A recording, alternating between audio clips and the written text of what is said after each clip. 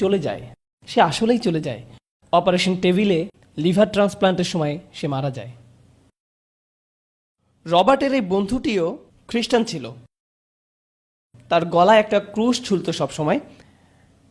তার বোন সেই ক্রুশটা স্মৃতিচিহ্ন হিসাবে রবার্টকে দিয়ে যায়। ক্রুশটা রবার্টের বিছানার পাশেই ঝুলত, সেটা তার বন্ধুর স্মৃতি ছিল। রবার্ট খুব সাধারণ এবং সাদাসিধা জীবনযাপন করত। সে নার্সিং হোমেই থাকতো, নার্সরা তার দেখাশোনা করত। একদিন রবার্ট স্বপ্নে একজন লোককে দেখল। সে তার নাম বলল মুহাম্মদ। লোকটি আঙুল দিয়ে ক্রুশটি দেখিয়ে রবার্টকে বললেন, আল্লাহ এই জন্য তার নবীদের পাঠাননি যেন মানুষ তাদের উপাসনা করে, বরং আল্লাহ নবীদের পাঠিয়েছেন যাতে মানুষ আল্লাহর উপাসনা করে। আর ঈসা হচ্ছেন কেবলমাত্র একজন মানুষ। তিনি বাজারও যেতেন, খাবারও খেতেন।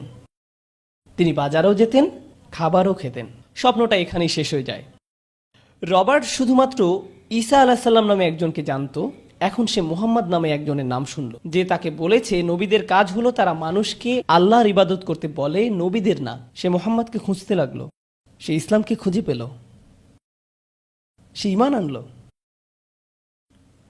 যেহেতু সে এখন একজন মুসলিম, কাজেই সে কুরআন সম্পর্কে জানতে চাইল। সে খুঁজে খুঁজে কিছু চ্যাট রুমে গেল আর অনুরোধ জানালো, কেউ একজন আমাকে কোরআন শেখাও। প্রায় সাথে সাথেই সে একজন ইজিপশিয়ানকে পেয়ে গেল যে তাকে আরবি শেখাতে এগিয়ে আসে। সে তাকে আরবি বর্ণমালা শিখিয়ে দেয়। আর যখন আরবি বর্ণমালা শেখা হয়ে গেল তখন সে কোরআন পড়া শিখল। সে তার বেডে শুয়ে শুয়ে কোরআনের 10টি সূরা মুখস্থ করল। রবার্টের মনে হলো, আমি কোরআন পড়তে শিখলাম, নবী সম্পর্কে জানা শুরু করলাম, কিন্তু আমাকে জানতে হবে কোরআনের শিক্ষা আসলে কি। সুতরাং সে খুঁজতে লাগলো কিভাবে কোরআন বোঝা যায়, এবং কোনো একভাবে সে আমার লেকচারের ভিডিওগুলো পায়। সে সেগুলো দেখা শুরু করে এবং প্রায় সবগুলোই দেখে ফেলে। এরপর সে হ্যাঁ, এখানে আরেকটি ঘটনা।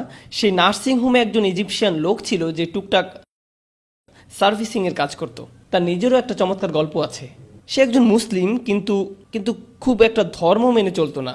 তার সবচেয়ে কাছের মসজিদটা ছিল তার থেকে 50 মাইল দূরে। এজন্য সে চার্চে যেত যাতে করে আল্লাহকে পাওয়া যায়। সে মুসলিম, কিন্তু আল্লাহকে পাওয়ার জন্য চার্চে যেত। একদিন সে রবার্টের রুমের পাশ দিয়ে যেতে শুনল, ওয়াল আসরি ইন্নাল ইনসানা লাফি খুসর। সে রুমে ঢুকে জিজ্ঞেস করলো, রবার্ট তুমি কি শুনছো? রবার্ট বলল, কই কিছু না তো, আমিই পড়ছিলাম। সে জিজ্ঞেস করলো, তুমি মুসলিম হয়েছো? রবার্ট বলল, হ্যাঁ আমি মুসলিম হয়েছি। এবার রবার্টের বন্ধু খুবই অবাক হলো, কিভাবে আল্লাহ আমেরিকার চার্চের নগরীর মধ্যে একজনকে পথ দেখাতে পারেন যার বেডের পাশে ক্রুশ ঝুলে থাকে, নার্সিংহোমের বেডে শুয়ে থাকা ছাড়া নড়াচড়া